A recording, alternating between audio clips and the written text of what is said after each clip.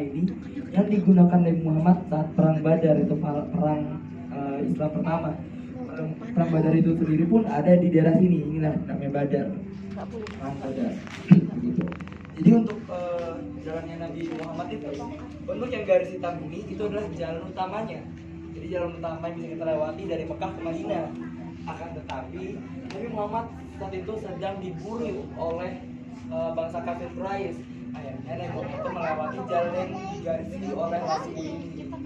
Nah, untuk garis tempuhnya pun itu sekitaran 400 km. Oh, jalannya warna-warni. Cahaya, Nanti gantian. Sini. Lampunya. untuk hari jalannya. itu Sini. Kamu mau lihat yang warna-warni? Situ. benar. Iya, sabar gantian. Iya gantian. Apalagi jauh 400. Ya. Beliau singgah dulu atau enggak kayak dakwah dulu sedikit-sedikit baru Jadi setiap tiba di Madinah perjalanannya- baru itu yang titik utamanya. Jadi ini setiap ini kan ada nama seperti dari Gadif, habis itu Usman sama Hulai. Itu tempat-tempat pemberhentian Nabi Muhammad. Jadi setiap perjalanan itu berhenti kabarnya berhenti. Jadi setiap perjalanan ini semua orang yang di jalan itu mendapatkan dakwah Nabi Muhammad seperti itu. Tapi kalau setiap tempat itu ada desanya tuh ada orangnya. Iya, ada orangnya benar. Jadi kayak setiap yang dilewati oleh Nabi Muhammad itu juga Nabi Muhammad itu berdakwah seperti itu. Jadi untuk hari tempuhnya itu kita kurang tahu, cuma untuk jaraknya itu sekitaran 400 km. Nah, di perkampungan yang dilewatin itu dakwahnya diterima nggak? Beberapa diterima sampai ada di mana di bagian kalau nggak salah itu di Al-Araj, di mana jadi setelah berdakwah di situ Nabi Muhammad itu sempat ingin dipanah oleh salah satu kulan kafir Quraisy. Nah, ingin dipanah, tapi saat ingin memanah itu jatuh dari kudanya, bangkit lagi mau manah lagi jatuh lagi, tiga kalinya. Akhirnya kulan ini mendatangi Muhammad dan mengucapkan dua ya. Di sini juga membuat beberapa rumah, mulai dari rumah Nabi Muhammad bersama istrinya Aisyah dan juga beberapa istri-istrinya.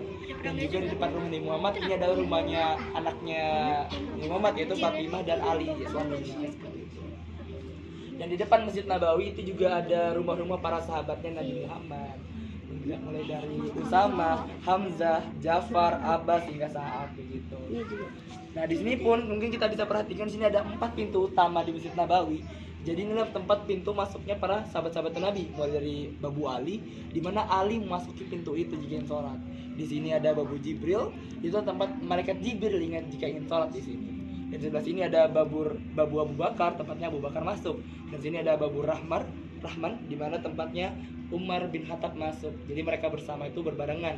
Jadi ada pun gambaran 4 sini adalah menggambarkan 4 mata arah mata angin seperti itu. Nggak ada Usman ya? Benar. Babu Usman ada di sebelah sini Babu sama Usman. Babu Nih, Jibril. Babu Usman atau Babu Jibril. Jadi sebutannya jadi sebutannya ada seperti dua. kayak berbarengan antara Usman sama Jibril. Benar Makanya sekali. Babu Usman. Makanya kalau untuk perempuan kan biasanya masuknya lewat Babu Usman. Kalau laki-laki sekarang masuknya lewat Babu Ali. Jadi memang masuk sini. Nah, jadi di sini juga ada bagian raudhah, yaitu bagian dekat dengan taman surga, di mana ini tuh diperkirakan bahwa jika kita sholat di sini, kita berdoa di sini, insya Allah semua doa-doa kita diijabah oleh Allah Subhanahu Wa Taala. Ya semoga kita dipercepat untuk datang ke Madinah. Nah, dan juga tadi kita udah bahas rumah Nabi Muhammad, mungkin kita bisa ke sebelah sini. Itu adalah replika bentukan rumah Nabi Muhammad yang dua ini ya. Nah, jadi di sini adalah kamarnya Nabi Muhammad. Di situ juga ada terdapat pintu masuk. Pintu masuk itu adalah pintu penghubung langsung rumahnya Nabi Muhammad menuju Madinah. Jadi jika Nabi Muhammad ingin sholat, Nabi Muhammad tinggal melewati pintu itu dan langsung menuju mimbar masjid. Nah, jadi di situ juga ada tongkat Nabi Muhammad yang digunakan setiap ingin berdakwah. Itu tongkat yang berdiri di sana tadi. Di situ juga ada panah dan anak panahnya, itu adalah panah pertama digunakan Nabi Muhammad yang seperti ada di sini. Dan juga di situ di atas kasur Nabi Muhammad itu adalah pedang Zulfikar, itu pedang mukjizatnya Nabi Muhammad dari patahan batang pohon kurma, yang itu gambaran seperti ini. Jadi inilah pedang Zulfikar, itu pedang yang akhirnya diturunkan kepada menantunya itu Ali. Dan juga di sini ada tertulis yang artinya adalah tiada lelaki selain Ali dan tiada pedang selain Zulfikar, seperti itu. Pedangnya cuma satu. Pedangnya Nabi Muhammad itu sangat banyak, akan tetapi diriwayatkan untuk jika jadi pedang-pedang Nabi itu ada 9 pedang yang akan untuk membunuh Dajjal. Jadi untuk Tapi untuk sekarang yang ada itu adalah dua pedang ini, yaitu pedang Zulfikar dan di belakang itu ada pedang Al-Batar. Jadi pedang Al-Batar ini adalah pedang para keturunan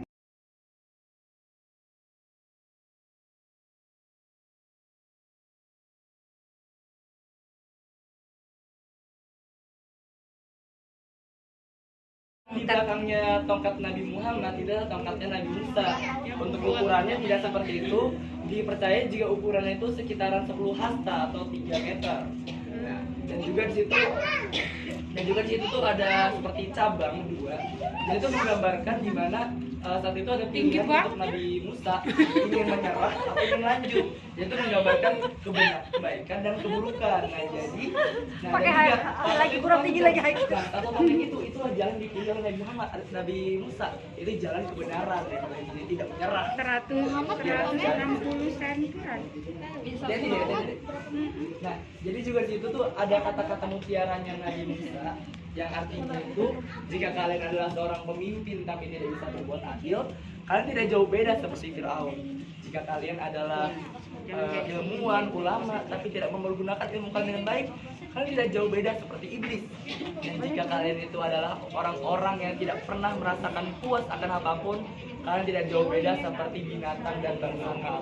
Seperti itu kira-kira kalimat yang ada di tongkatnya Nabi Musa. Jadi memang itu ada tulisannya di situ. Jadi tulisan itu tuh sebenarnya gabung jadi satu, tapi ada empat sebenarnya tulisannya.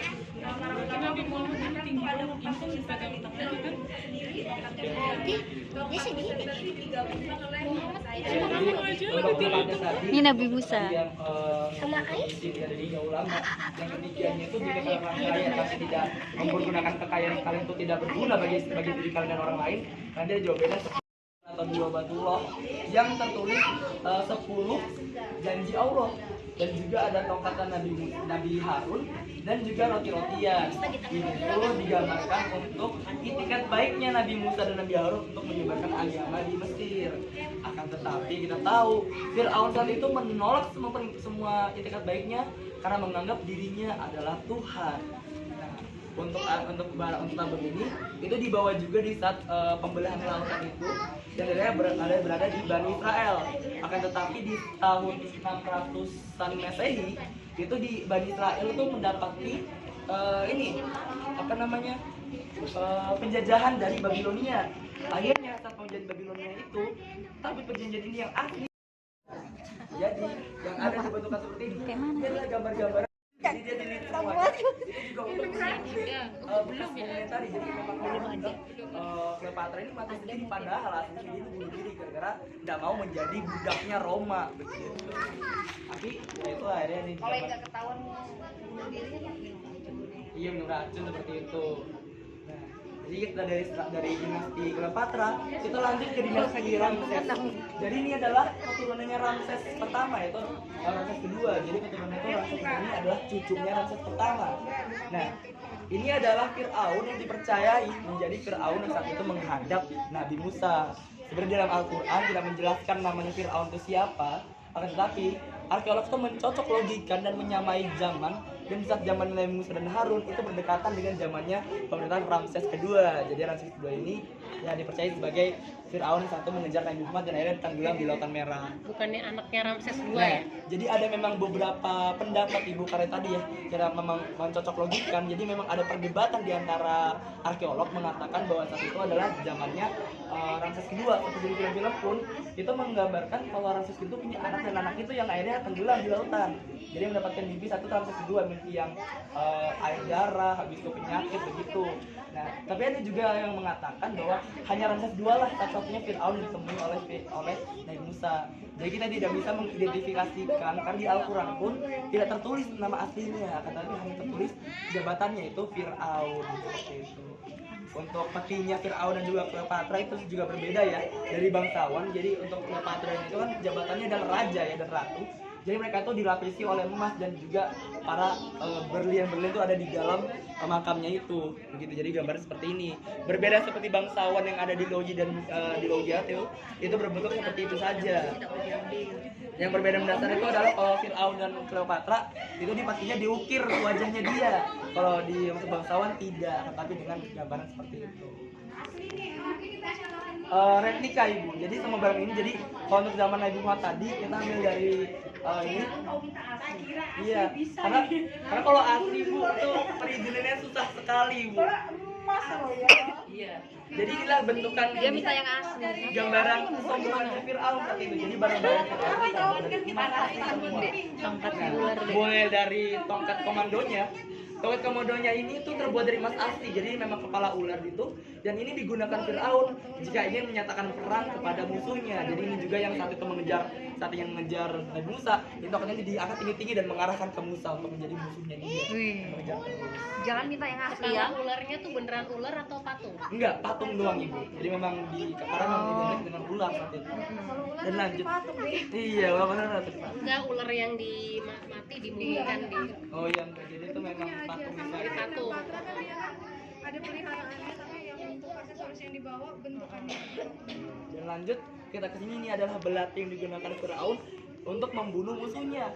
Nah, untuk sekarang umurnya ini sudah sekitar 3000 tahun, akan tetapi tidak terjadi berkarat atau rusak sama sekali. Jadi memang belati ini masih berkilau dan menjadi misteri yang ada di zaman Mesir kuno. Jadi karena ilmuwan itu udah menyerah untuk mencari tahunya.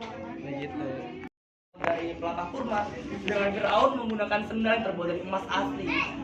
Tidak peduli itu berat atau tidak, yang penting Firaun itu menggambarkan kesombongannya karena menggunakan emas.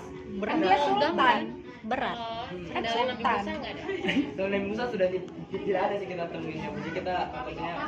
Dia sandalnya emas, bagaimana dia bisa mengejar? Nah, dan juga Coba dia orang sendal emas ini tuh sebenarnya Musa Firaun tuh punya kebiasaan di mana jika ia merasa bosan dengan sendal itu akan dibuang dan juga mendapati sendal baru lagi. Seperti itu tuh jadi sifat ria atau membuang uang, membuangkan harta. Terus waktu buang ada yang nangkep. Ada tadi udah jadi hilang. Tapi memang bagi Firaun jika barang itu dibuang udah tidak berharga lagi buat dia. Seperti ini menggambarkan kesombongan Firaun. Kalau kita kayaknya di zaman itu kita ambil aja yang Iya, kita diambil lumayan kan. Nah, itulah tadi ibu. Itu disebut oleh bangsa Karun, itu juga sama sifatnya seperti Firaun juga.